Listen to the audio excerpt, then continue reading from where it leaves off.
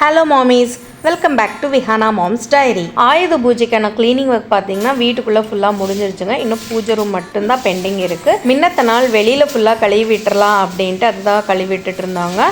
எல்லோரும் சாப்பிட்டுட்டு விஹாவை தூங்க வச்சுட்டு அதுக்கப்புறமா இந்த வேலையை ஸ்டார்ட் பண்ணுங்க. ஏன்னா இது எனக்கு தெரிஞ்ச ஒரு ½ an hour மேலே ஆகும் எல்லாமே க்ளீன் பண்ணி முடிக்கிறதுக்கு.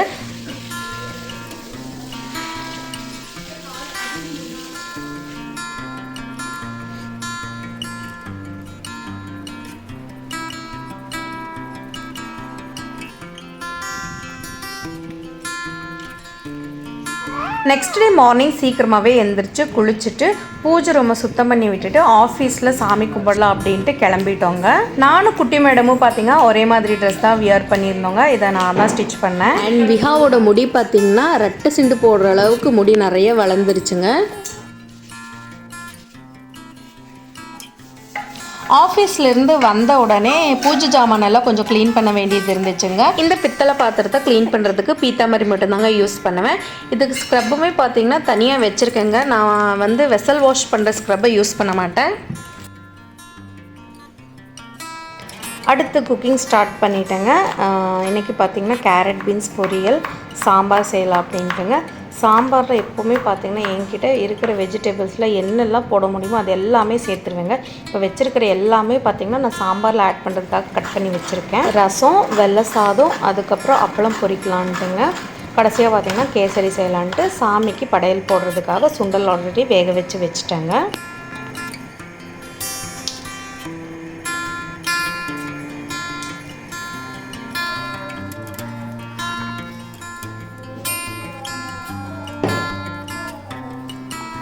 குக்கிங் வேலையும் ஒரு வேலையை எல்லாமே செஞ்சு முடிச்சிட்டேங்க. அடுத்து பார்த்திங்கன்னா இன்றைக்கி பாப்புக்குட்டிக்கு 5th month கம்ப்ளீட் ஆகுது. ஸோ அதனால் ஃபோட்டோஷூட் எடுக்கலாம் அப்படின்ட்டு பாப்புக்குட்டி தூங்கிட்டு இருந்தாங்க. அதுக்குள்ளே எல்லாமே ரெடி பண்ணி வச்சிடலாம் அப்படின்ட்டுங்க. இப்போ பார்த்திங்கன்னா நவராத்திரி போயிட்டுருக்கு இல்லையா, ஸோ அதையவே ஒரு தீமாக எடுத்து பண்ணலாம் அப்படின்ட்டுங்க. பேங்கிள்ஸில் 5ன்னு அரேஞ்ச் பண்ணிவிட்டு குட்டி குட்டி ப்ராப்ஸ் வச்சுங்க. 2 சைடும் தோரணத்தை வச்சுட்டு ஃப்ளவர்ஸ் அண்ட் மாந்தலையை வச்சு அரேஞ்ச் பண்ணி முடிச்சாச்சுங்க. பார்க்குறதுக்கு சிம்பிளாக நீட்டாக இருந்துச்சுங்க.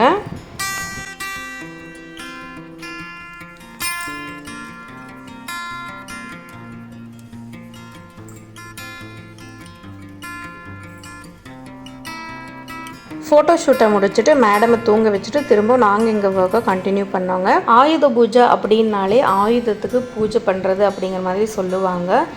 நிறைய பேர்த்துக்கு ஃபார்மஸுக்கு பார்த்திங்கன்னா அருவாள் அந்த மாதிரி வச்சு பூஜை பண்ணுவாங்க.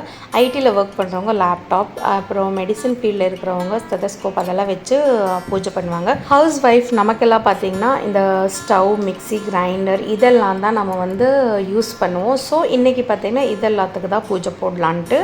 எனக்கு எப்போவுமே பார்த்திங்கன்னா இந்த சாமிக்கு டெக்கரேட் பண்ணுறது, அதாவது பொட்டு வைக்கிறது, பூ வைக்கிறது, இந்த மாதிரி விஷயத்த பண்ணும்போது மைண்ட் ஒரு மாதிரி ரொம்ப ரிலாக்ஸ்டாக இருக்குங்க. அவ்வளோதாங்க, எல்லாமே அரேஞ்ச் பண்ணி வச்சாச்சு. பாப்குட்டியும் தூக்கத்திலேயே எழுப்பி பூஜையை போட்டாச்சு. உங்களுக்கு இந்த வீடியோ பிடிச்சிருக்குன்னு நினைக்கிறேன். பிடிச்சிருந்தா ஒரு லைக் போடுங்க. அப்படியே நம்ம சேனலை மறக்காமல் சப்ஸ்கிரைப் பண்ணுங்கள். பக்கத்தில் இருக்கிற பெல் பட்டனையும் ப்ரெஸ் பண்ணிக்கோங்க. அடுத்த ஒரு வீடியோவில் மீட் பண்ணலாம். அது வரைக்கும் பாய்.